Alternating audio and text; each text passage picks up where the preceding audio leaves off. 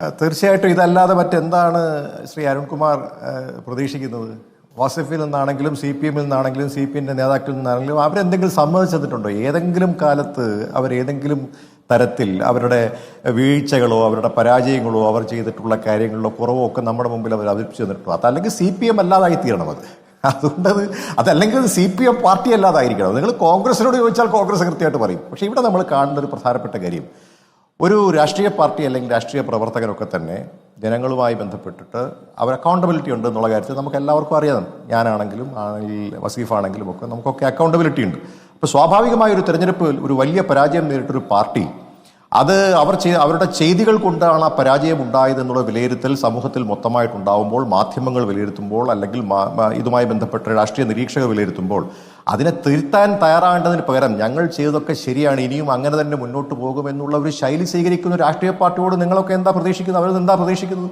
ഒരു തരത്തിലുള്ള മാറ്റവും അവരിൽ നിന്ന് പ്രതീക്ഷിക്കേണ്ട എന്നുള്ളത് ശ്രീ വാസിഫ് അടക്കം അതിനെ ഡിഫെൻഡ് ചെയ്യുന്നത് കാണുമ്പോൾ ഏറെ സങ്കടമാണ് തോന്നുന്നത്. കാരണം അവരെപ്പോലുള്ള ഈ ഒരു പുതിയ തലമുറയിൽപ്പെട്ട ആളുകളെങ്കിലും അത് ശരിയായില്ല, അത് തെറ്റായിപ്പോയി, അതിൽ തിരുത്തലുകൾ ആവശ്യം ഉണ്ട് എന്ന് അവർ പറയും, അല്ലെങ്കിൽ ശ്രീ വാസിഫ് പറയുമെന്നാണ് ഞാൻ കരുതിയത്. അതിന് പകരം അദ്ദേഹം പറയുന്നത് ഇതൊന്നും ശരിയല്ല, നിങ്ങൾ ചെയ്യുന്നതൊന്നും ശരിയല്ല, മാധ്യമപ്രവർത്തകരൊക്കെ ഞങ്ങളെ വളഞ്ഞിട്ട് ആക്രമിക്കുകയാണ്. അങ്ങനെയാണെങ്കിൽ ഞങ്ങൾ എന്തൊക്കെ പറയണം? ഇപ്പോൾ ഞങ്ങൾക്കറിയാം 2 സ്ഥലത്ത് ഞങ്ങൾക്ക് പരാജയമുണ്ടായി.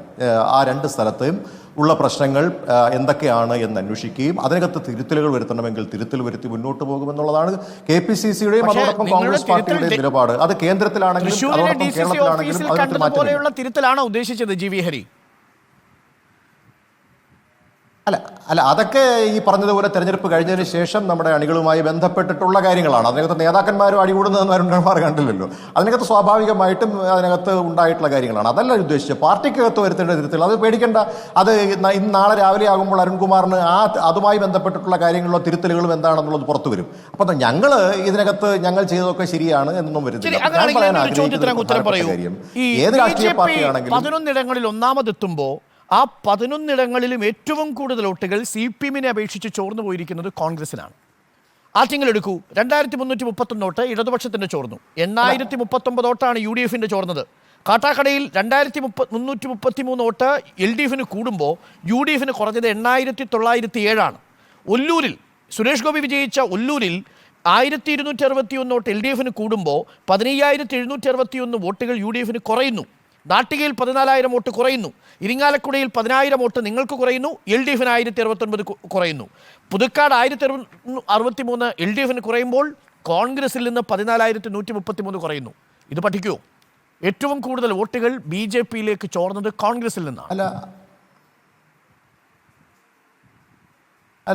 ആ ഒരു കണക്ക് ഞാൻ ചില കണക്കുകൾ അങ്ങോട്ട് പറയാമായിരുന്നു. ഇതിപ്പോൾ എല്ലാ സ്ഥലത്തും ഉള്ള കാര്യമല്ല, ഓരോ പ്രാദേശികമായിട്ട് അല്ലെങ്കിൽ ഓരോ സ്ഥലവുമായി ബന്ധപ്പെട്ടാണ്. തിരുവനന്തപുരത്ത് എടുത്തു നോക്കുമ്പോൾ വ്യത്യസ്തമാണല്ലോ. തിരുവനന്തപുരത്ത് ഞങ്ങളെ സംബന്ധിച്ചിടത്തോളം തിരുവനന്തപുരത്തിൻ്റെ ഉദാഹരണം ഞാൻ അങ്ങോട്ട് പറയാം. അപ്പോൾ അങ്ങ് പറഞ്ഞത് മറ്റ് പല സ്ഥലങ്ങളുടെ ഉദാഹരണമാണെങ്കിൽ തിരുവനന്തപുരത്ത് ശശി തരൂരിന് കിട്ടിയ വോട്ടുമായി ബന്ധപ്പെട്ട് ശ്രീ രാജീവ് ചന്ദ്രശേഖറിന് കിട്ടിയിട്ടുള്ള വോട്ടിൻ്റെ കണക്കങ്ങ് എടുത്ത് നോക്കിയിട്ടുണ്ടോ? ആ കണക്ക് എന്താണ് പറയുന്നത്? ആ കണക്കിനകത്ത് നമുക്കറിയാവുന്നതുപോലെ ഈ 14 സ്ഥലത്ത് ഞങ്ങൾ MLA ഉള്ളത് ഒരു സ്ഥലത്ത് മാത്രമാണ്. ബാക്കിയുള്ള മുഴുവൻ സ്ഥലങ്ങളിലും ഇപ്പോൾ അവർക്ക് മന്ത്രിയുണ്ട്, അതോടൊപ്പം MLA-മാരുണ്ട്. ഈ സ്ഥലങ്ങളിലൊക്കെ രാജീവ് ചന്ദ്രശേഖറാണ് 1-ാം സ്ഥാനത്ത് എത്തിയിരിക്കുന്നത്. വട്ടിയൂർക്കാവിൽ ഉദാഹരണം എടുത്ത് പരിശോധിച്ച് നോക്കൂ, തിരുവനന്തപുരം സെൻട്രൽ എടുത്ത് പരിശോധിച്ച് നോക്കൂ, അതോടൊപ്പം തന്നെ നമുക്കറിയാവുന്നതുപോലെ ഈ കഴക്കൂട്ടം എടുത്ത് പരിശോധിച്ച് നോക്കൂ. ഏറ്റവും പ്രധാനപ്പെട്ട നേതാക്കന്മാരുള്ള സ്ഥലമാണല്ലോ. നേമം 22,000 വോട്ടിന്റെ ഭൂരിപക്ഷമാണ് രാജീവ് ചന്ദ്രശേഖറിന് കിട്ടിയിട്ടുള്ളത്. അതുകൊണ്ട് ഞങ്ങളുടെ വോട്ട് മാത്രമാണ് BJP-യിലേക്ക് പോയേ എന്നത് ശരിയായിട്ടുള്ള കണക്കല്ല. ഇതുപോലുള്ള കണക്കുകൾ നമ്മുടെ മുമ്പിലുണ്ട്. അതുകൊണ്ട് അരുൺ, ആ ഒരു കണക്കുകൾ മാത്രം വെച്ചിട്ട് നമ്മൾ പറയുകയാണ്, തീർച്ചയായും അത് പരിശോധിക്കേണ്ടത് തന്നെയാണ്. അത് എന്തുകൊണ്ട് പോയി? അതാണ് ശ്രീ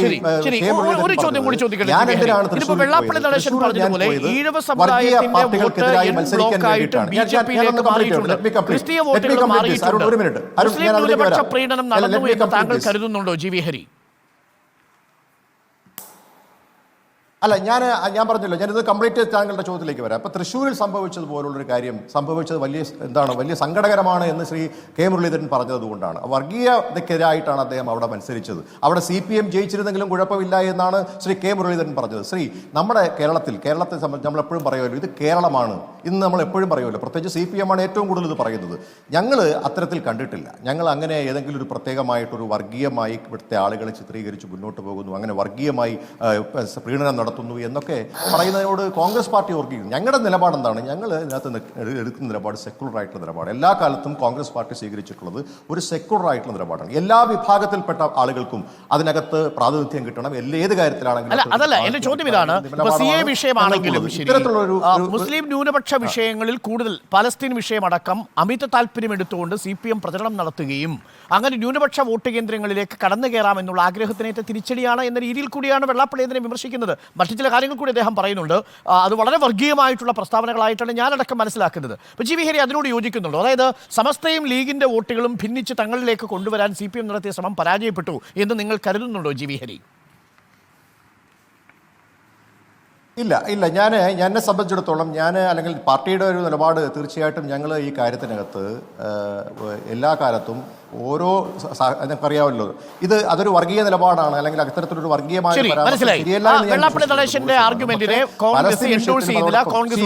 ശരി, വളരെ പ്രധാനപ്പെട്ട കാര്യമാണ്. പോസിറ്റീവായ ഒരു